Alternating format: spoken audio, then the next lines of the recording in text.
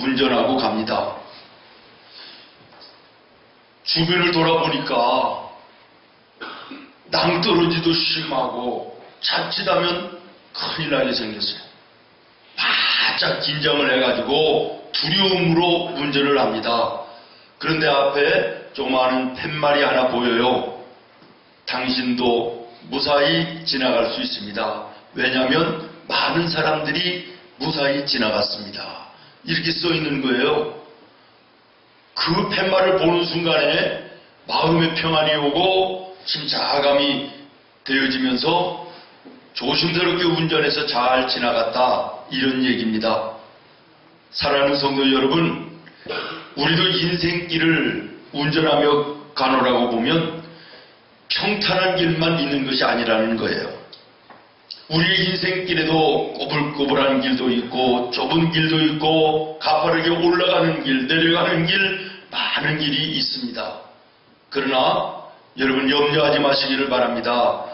고린도전서 10장 13절에 보니까 사람이 감당할 시험밖에는 너희에게 당한 것이 없느니라. 아멘. 다시 말하면 믿음의 사람들에게는 하나님께서 인생길 걸어갈 때 설령 시험을 당하고 환난을 만난다 할지라도 능히 감당할 수 있는 것만 허락하는 것이고, 또한 환난을 당할 즈음에는 피할 길도 주셔서 우리를 벗어나게 하시고 결국에는 승리하게 하시는 놀라운 은혜를 베풀어 주신다라고 하는 말씀입니다. 아멘. 어떤 집사님이 목사님을 찾아왔습니다. 목사님, 살기가 너무 힘듭니다. 고달프고 괴롭습니다. 목사님이십니다. 어디 좀 편안하고 걱정 없는 곳 없을까요? 목사님이, 그래요 집사님, 그런 곳이 한 군데 있는데 가실래요? 그랬더니 그런 곳이 있으면 가야지요. 공동묘지 한번 가보십시오. 그렇게 얘기를 했다 그래요.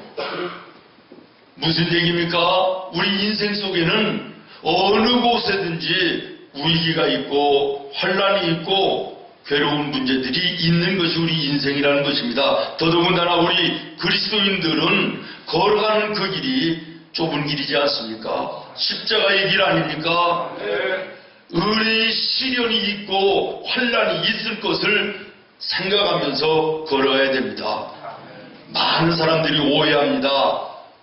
예수를 믿으면, 신앙생활을 하면 인생길에 어려움이 없고 환난이 없고 문제가 없이 그저 모든 만사가 형통하고 여의한 것으로만 생각합니다마는 그렇지 않습니다. 예수를 믿는 성도에게라 할지라도 세상 사람들이 겪는 인생의 환난과 위기와 말로 다 할 수 없는 어려운 문제들 있을 수 있는 것입니다.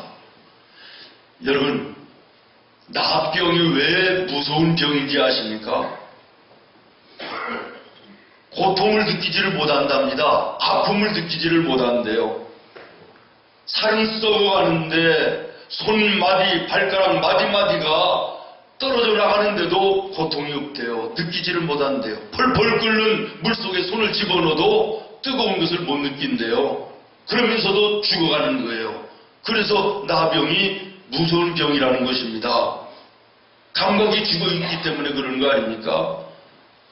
여러분, 이런 측면에서 생각을 해보면 내 인생 속에 질병으로 인한 내 육신의 아픔이라든지 사람과 사람 사이의 배신감으로 인한 내 마음의 상처 속에 내 마음이 쓰리고 아픈 거라든지 실패 속에 좌절 속에 고통하는 이런 것들을 내가 느낀다라고 하는 것은 어떤 면에서는 내가 살아있다는 증거 아닙니까? 아닌가 본데요. 고통이 있다, 아픔이 있다, 괴로움이 있다. 이거 어떤 면에서는 내가 살아있다는 증거예요. 아멘. 다시 말하면 믿음 안에서 생각해보면 감사할 조건도 된다라고 하는 이런 얘기 아니겠습니까? 아멘. 저는 오늘 말씀을 통해서 우리가 인생의 위기나 환난을 만났을 때 그것을 어떻게 대면하며 어떻게 해결해 나가는 것인가 라고 하는 것을 생각하며 은혜를 나누려고 그래요. 어떤 사람이 노를 저어서 저 강 건너편으로 가려고 그럽니다. 그런데 그 강 안에는 바위들이 너무나도 많아요.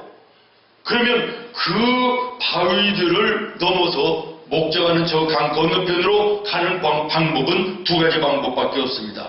한 가지는 능력으로 그 바위들을 전부 다 깨트려버리고 노져가는 것이고요. 또 하나 방법은 기다렸다가 아니면 저 위에 있는 저수지에 수문을 좀 열어달라고 부탁을 한다든지 비가 오기를 기다리든지 바위 위로 물이 넘쳐서 흘러가게 될 때에 노를 저어서 가는 방법 두 방법밖에 없을 거예요. 우리 인생의 항해에 노져가는 것도 마찬가지입니다. 여러분 히스기야라는 분 잘 아시지요? 이분이 죽을 병에 걸립니다. 그분이 왕입니다. 돈이 없습니까? 권세가 없습니까? 치료해줄 의사가 없나요? 그런데도 못 고친답니다. 죽는답니다. 오늘로 얘기하면 아마 불치병, 암 같은 그런 거였나 봐요. 한 번은 아수르라는 나라가 이스라엘을 쳐들어옵니다. 군대도 변변치 않고 무기도 없습니다. 그런데 아수르라는 거대한 나라가 수많은 병력을 앞세우고 쳐들어오는 거예요. 히스기야가 하나님 앞에 올라갑니다. 성전에 올라갔다 그랬어요. 오늘로 얘기하면 하나님의 교회에 올라와서 교회의 벽에다가 머리를 대고 눈물로 기도합니다. 하나님, 내가 죽는답니다. 내가 가지고 있는 왕권으로도 안 되고 돈으로도 못 고친답니다. 죽는답니다. 하나님, 우리는 약하고 저 아수르는 강력한 나라인데 쳐들어오고 있습니다. 우리나라가 망하게 됐습니다. 죽게 됐습니다. 하나님 도와주십시오. 이전에 내가 하나님을 위하여 열심히 일했던 것을 기억하시고 한 번 나에게 은혜를 베풀어 주시옵소서. 환난을 면하게 하여 주시옵소서. 문제를 이기게 하여 주시옵소서. 기도했다는 거예요. 그랬더니 하나님께서 병을 고쳐주시고 아수르를 물리쳐 주신 줄로 믿습니다. 이런 방법으로 우리 인생 가운데 닥쳐지는 혼란과 시련을 이겨낼 수도 있다라는 거예요. 그러나 또 하나 방법은요. 우리가 잘 아는 사도 바울을 보십시오.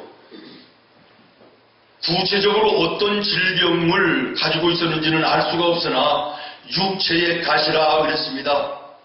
다시 말하면 죽을 때까지 이 사도 바울의 몸에 있는 질병이 떠나가지 않았다는 거예요.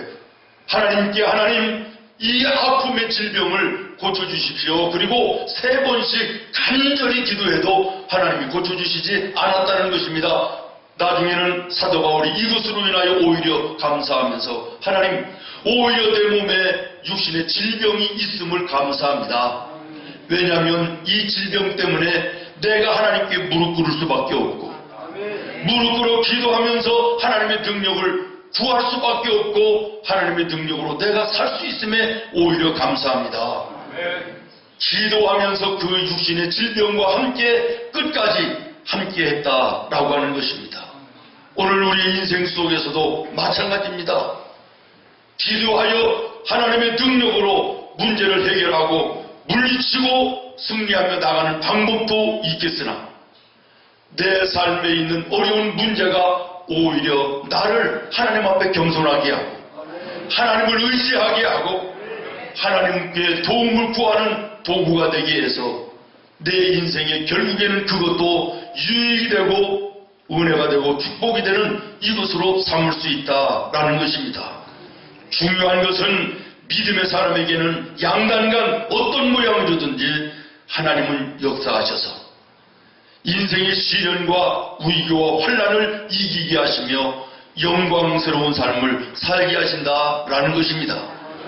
그러므로 오늘 우리 믿음의 성도들에게 삶 속에 환난과 어려운 시련이 있는 것이 문제가 아니라 내게 믿음이 있는가 없는가, 내가 하나님을 경외하며 하나님을 바라보며 나가는가 아닌가, 이것이 중요한 문제인 줄로 믿습니다. 오늘 우리가 먼저 생각해 볼 말씀은 첫 번째로 기도가 있었고 은혜로 왔던 겟세마네 동산에도 시련이 찾아왔다라는 거예요. 오늘 1절 말씀에 보면 기드론 시내 건너편 동산이라 그랬습니다. 여기가 어디냐 그러면 겟세마네 동산입니다. 오늘 1절에 보면 예수님께서 제자들과 종종 가셔서 쉬기도 하시고 말씀을 가르쳐 주기도 하시고 그들과 교제하시기도 했던 그런 장소였다. 겟세마네 동산입니다.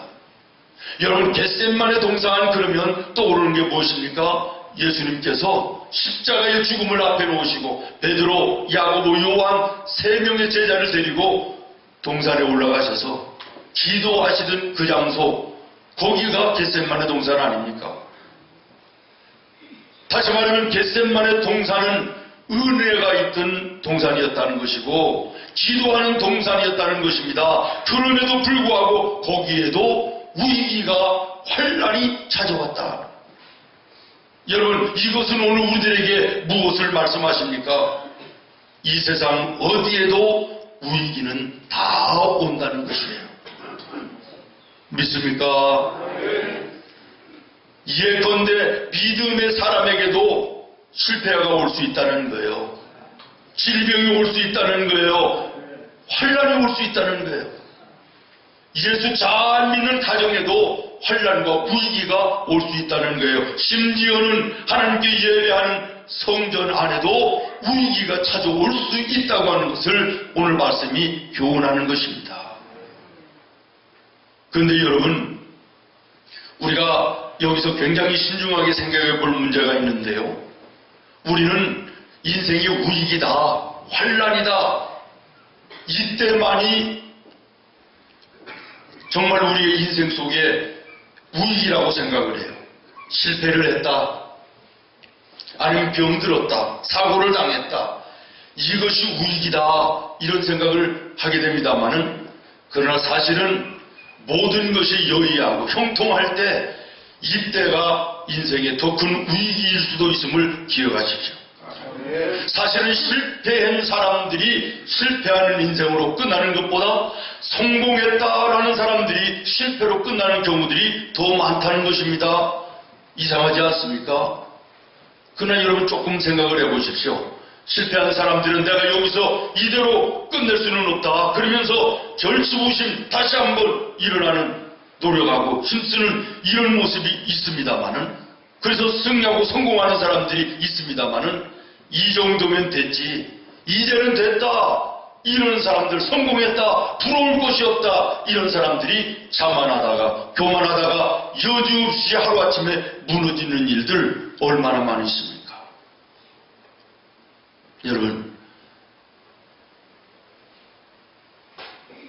마귀들 세상에도 재직회가 있다는 얘기 들어보셨나요? 혹시? 재직회를 했답니다. 보고를 받는 거예요. 보고를. 대장 마귀가 보고를 받는 거예요. 마귀들이 보고를 합니다. 내가 예수 믿는 사람들, 장사하러 가는 무리들이 사막을 지나가길래 낙타를 비롯해서 사람들 전부 다 물어 죽이도록 전가를 보내고 뱀을 보내가지고 죽여버렸습니다. 그랬더니 칭찬받을 줄 알고 얘기를 했는데, 이 대장마귀가 뭐라고 하냐면, 야, 이 어리석은 녀석아, 예수 잘 믿는 사람들이 죽으면 어디 가냐? 천국밖에 더 가냐? 이러면서 혼냈다는 거예요. 그랬더니 옆에 있던 또 마귀가, 나는 전도하러 가는 전도단들이 탄 배에 바람을 불게 해가지고 완전히 다 몰살시켜가지고 물고기 밥을 만들었습니다. 칭찬 들을 줄 알고 했더니, 너도 똑같은 녀석 아니냐? 예수 잘 믿는 사람들 죽으면 어디가 천국 가는 것이지, 너 천국 보내주고 온 거 아니야? 그래가지고 혼났다는 거예요. 그랬더니 옆에 있는 또 하나 마귀가, 나는 그렇게 단체로 상대하지 않습니다. 예수 잘 믿는 사람, 내가 한 사람을 선택해가지고 교회의 중요한 위치에 앉혀놓습니다. 그리고 집안도 평안하게 하고 사업도 잘 되게 해서 돈도 잘 벌리게 하고 아무런 문제 없도록 그렇게 만들어 놓으면요, 3달도 못 가가지고 입에서 불평도 나오고 원망도 나오고 교회에서 예배드리는 거 자꾸 멀어지고 그러다가 하나님의 말씀도 귀에 들어오지 않아서 예배 시간에 하품도 나오고 졸음도 오게 하고 그러면 끝납니다. 그러면 내가 그 다음 녀석을 또 하나 선택을 하죠. 나는 이런 방법을 합니다. 그랬더니 대장 마귀가 네가 최고다. 네가 최고다 이랬대요. 그래서 선교사로 파송받아가지고 지금도 와가지고 예배 시간에 졸게 만들고 사업이 잘 돼서 예배와 멀어지고 교회와 멀어지게 만들고 이런다는 거예요. 웃을 얘기가 아닌 줄로 믿습니다. 조금 전까지 졸던 사람이 정신 번쩍 드네요. 여러분, 전갈에 물려야만 위기인가요? 배가 뒤집혀야만 환란입니까? 아닙니다. 예배 시간, 기도 시간 멀어지는 거, 이게 인생의 위기입니다. 사업이 너무 잘 되고 가정이 너무 평안해서 하나님과 멀어지는 거, 할 일이 너무 바빠서 예배 시간을 지키지 못하는 거, 하나님께 예배하지 못하는 거, 이것이 인생의 환란이요 위기 때임을 기억하십시오. 여러분 한번 생각해 보시죠. 여러분들의 삶 속에 평안할 때 하나님을 더 가까이 열심히 섬기십니까? 아니면 힘들고 어려운 일 앞에 더 기도의 무릎을 꿇고 하나님께 나오시나요? 평안할 때 하나님께 찬송하고 영광 돌리는 삶을 살면 참 더 좋을 텐데, 우리 인간은 부족하고 연약해서 어려운 일을 당해야만 그때서야 주여 그리고 나오는 거예요. 감사 예물들을 우리 성도들은 많이 하시는 편입니다. 감사 헌금을 할 때 보면 대부분이 어려운 일을 만났는데, 어려운 문제가 있었는데 기도하니까 하나님께서 해결해 주시고 바꿔주셔서 감사해서 감사 헌금을 드려요. 그 감사도 좋은 감사입니다마는 평상시에 어려운 일이 없어 형통하고 부족함이 없을 때 이것으로 인하여 감사하여 감사드리는 이 예물이 더 아름다운 예물 아닐까요? 아멘. 우리는 왜 꼭 어려운 문제가 생겨야만 그때야 기도의 무릎을 꿇나요? 인생의 환난과 위기를 당해야 왜 그때에만 정신 차리고 열심히 하나님 앞에 나오나요? 여러분, 그러면 하나님의 입장에서 한번 바꿔놓고 한번 생각을 해보십시오. 기도하고 열심히 예배하고 봉사하고 섬기는 이것이 너무 하나님 보시기에 이뻐서 잘되게 해달라고 기도하고 가정도 사업도 평안하고 번성하게 해달라고 기도하고 그래서 하나님이 이쁘게 보시고 그렇게 되게 해주셨어요. 그러니까 평안하지, 돈도 잘 벌리지, 부족함이 없지. 그러니까 점점 교회와 멀어지고 예배와 멀어지고 예배 시간에 개색질에 눈이 감겨지고 하나님의 말씀도 들어오지 않고 바이어들을 만나기 위해서 주일도 빼먹고 이러고 멀어지는 이런 모습을 하나님이 보실 때 얼마나 하나님 마음이 갈등이시겠어요. 우리 생문의 성도들은 하나님 마음에 갈등이 생기지 않게 하시는 우리 성도들이 되기를 바라요. 아멘.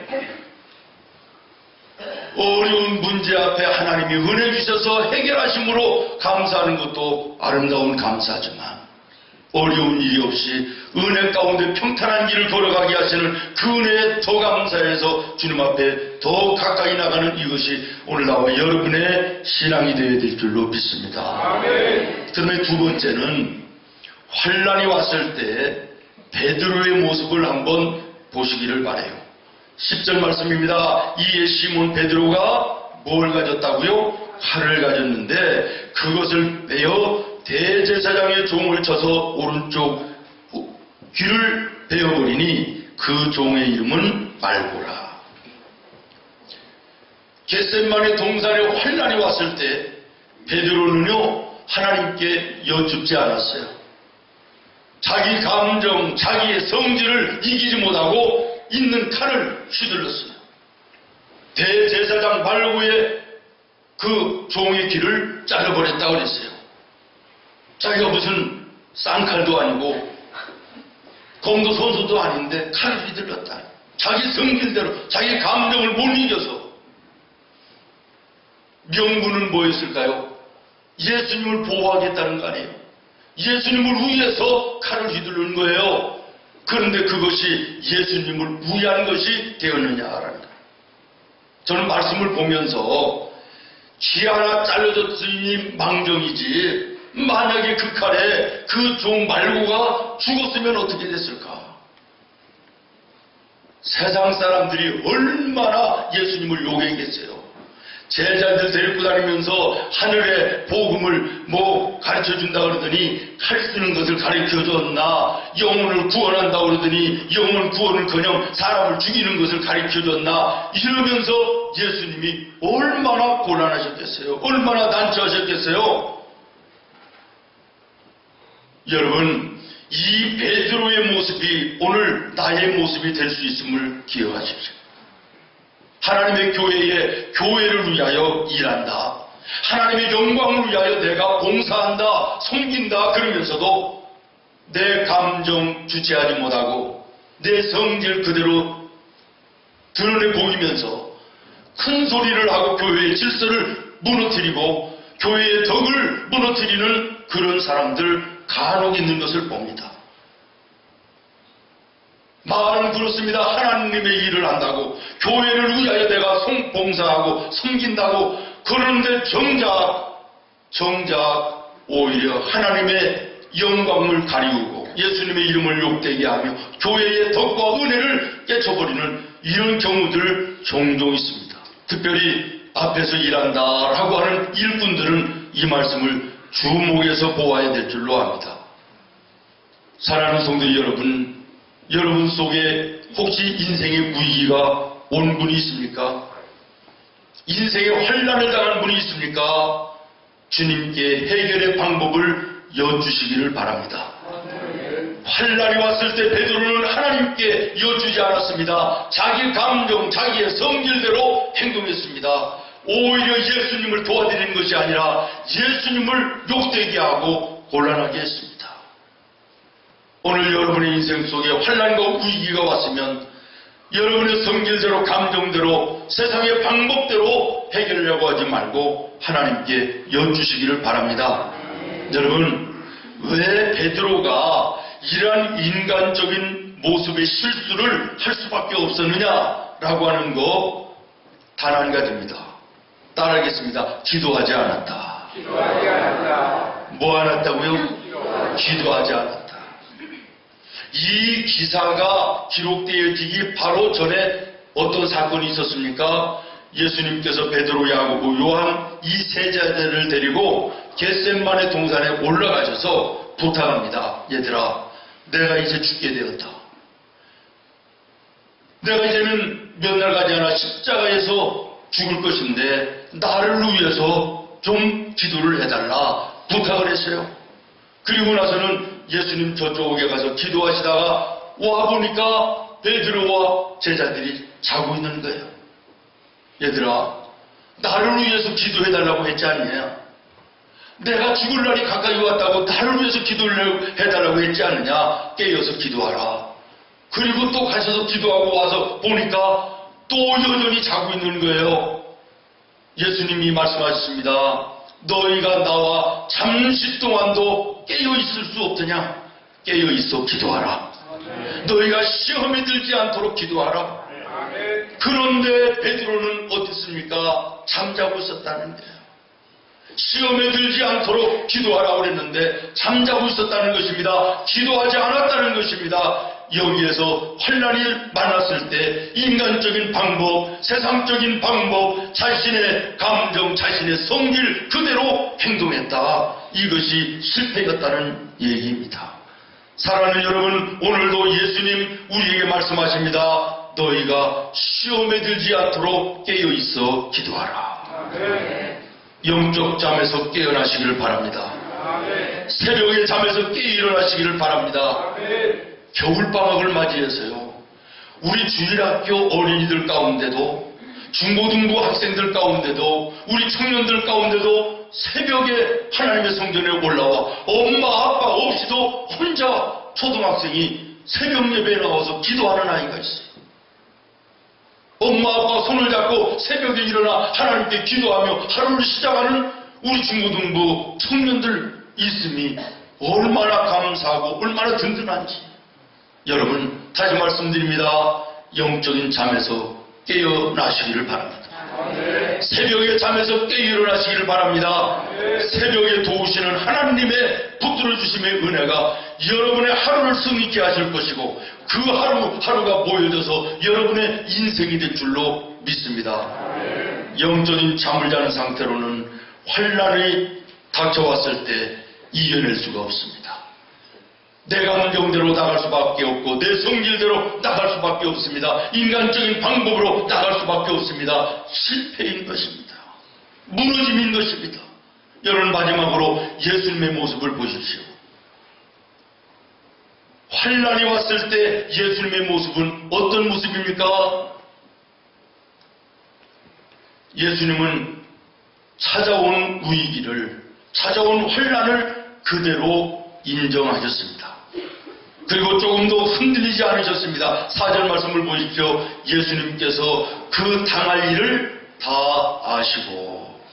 아멘. 예수님은 이미 가룟 유다가 병정들을 데리고 잡으러 올 것을 아셨다는 거예요. 그러면서도 겟세마네 동산으로 가셨고 기도하며 준비하셨다는 거예요. 오늘 말씀을 보십시오. 너희가 누구를 찾느냐? 그리고 물으시잖아요. 예수를 찾는다. 그러니까 예수님 뭐라고 말씀하십니까? 내가 너희가 찾는 예수라. 당당하셨다는 것입니다. 환난 앞에 두려워하지 않으셨다는 것입니다. 사랑하는 성도 여러분, 우리도 우리의 인생길에 환난과 위기가 찾아올 수도 있습니다. 그러나 하나님께 깨어 기도하는 성도들은 불현듯 찾아오는 환난 앞에서도 놀라지 않는 것입니다. 당황하지 않는 것입니다. 예수님처럼 당당할 수 있는 줄로 믿습니다. 예수님 그 환난 앞에 당당하시고 그리고 하나님의 뜻을 이루어드리는 놀라운 역사가 여기에 일어났습니다. 어떤 사람이 1년 내내 좋은 날씨만을 원하는 사람이 있다 그러면 그 사람 정상적인 생각을 가지고 있는 사람이 아닙니다. 날마다 햇빛이 따뜻하고 아주 밝은 좋은 날만 있으면 1년 360 참 좋겠다. 아닙니다. 그런 날만 있으면 그러기 때문에 사막이 되는 거예요. 오늘처럼 추운 날도 있어야 됩니다. 그래야 농사를 지을 때 병충해들이 얼어 죽기도 하고요. 때로는 바람이 좀 불어서 물이 뒤집어져야 물속에 있는 생명들이 소생하는 역사가 나타난답니다. 때로는 번개가 쳐야 그 번개 속에 병충해들이 죽는 역사도 나타난답니다. 가끔은 비가 내려줘야 촉촉하게 땅이 젖어 곡식이 되는 거 아니겠습니까? 아름다운 꽃이 피는 거 아니겠습니까? 우리의 인생길에도 마찬가지입니다. 날마다 좋은 일들, 형통한 일들, 그것만 있으면 좋을 것 같지만 그러나 멀리 보면 그것만도 아니라는 거예요. 때로는 기도거리도 생기는 거, 때로는 환난도 만나는 거, 때로는 위기 속에 문제도 만나는 거, 이것도 유의감을 여러분 하시기를 바랍니다. 믿음의 성도들에게는 모든 것이 합력하여 선을 이루게 하시는 하나님의 은혜가 있는 줄로 믿습니다. 예수님은 오늘 11절 말씀해 보니까 환난 속에서도 하나님의 뜻을 생각합니다. 예수께서 베드로더러 이르시되 칼을 칼집에 꽂으라. 아버지께서 주신 잔을 내가 마시지 아니하겠느냐. 내게 닥쳐진 오늘의 이 환난도 하나님의 섭리 가운데 들어있다라는 거예요. 아멘. 그러면서 하나님의 뜻이 나로 하여금 내게 당하는 오늘 환난을 통하여 이루시는 하나님의 뜻에 나는 쓰여지기를 원한다고 하는 예수님의 고백이 오늘 이 말씀에 담겨 있는 것입니다. 여러분, 여러분의 인생 속에 위기와 환난을 만나거든 원망하며 불평하지 말고 이것조차도 하나님 나를 향하신 인생의 여정 속에 섭리 가운데 포함되어 있다는 것을 깨닫고 기도의 무릎을 꿇으시기를 바랍니다. 주님, 주님의 뜻대로 하시옵소서. 내가 오늘 이 환난 속에 주님의 뜻을 분별하며 하나님의 뜻을 이루어드리는 하나님의 자녀 되게 하여 주시옵소서. 기도할 수 있는 믿음이 나와 여러분에게 있기를 예수님의 이름으로 축원합니다. 사랑하는 성도 여러분, 세상의 시련과 환난 위기는 절대로 하나님의 자녀들을 무너지게 하지 못하는 것입니다. 문제와 환난을 물리쳐 옮겨주시든지, 아멘. 능히 감당할 수 있는 힘과 능력을 주셔서 축복으로 바꿔주시든지 궁극적으로 승리하게 하시는 줄로 믿는 자들에게는 모든 것이 합력하여 선을 이루느니라. 그러므로 오늘 우리의 인생 속에 환난이 오고 위기가 오는 것이 문제가 아니라 내가 오늘 깨어있어 기도하며 하나님을 향하여 믿음으로 바라보고 있느냐 없느냐, 이것이 문제임을 기억하시기를 바랍니다. 오직 여호와를 앙망하는 자는 새 힘을 얻으리니 독수리의 날개치며 올라감 같을 것이요 다른 박질하여도 곤비치 아니하겠고 걸어가도 피곤치 아니하리로다. 여호와는 너를 지키시는 자라. 하나님께서 내 우편에서 내 그늘이 되시나니 낮의 해가 너를 상하지 아니하며 밤의 달도 너를 해치지 아니하리로다. 여호와께서 너를 지켜 모든 환난을 면케하시며 또 내 영혼을 지키시리로다. 여호와께서 너의 출입을 지금부터 영원까지 지키시리로다. 너희 성도들아, 여호와를 경외하라. 그를 경외하는 자에게는 부족함이 없도다. 젊은 사자는 궁핍하여 줄일지라도 여호와를 찾는 자는 모든 좋은 것에 부족함이 없도다. 기도하겠습니다. 하나님,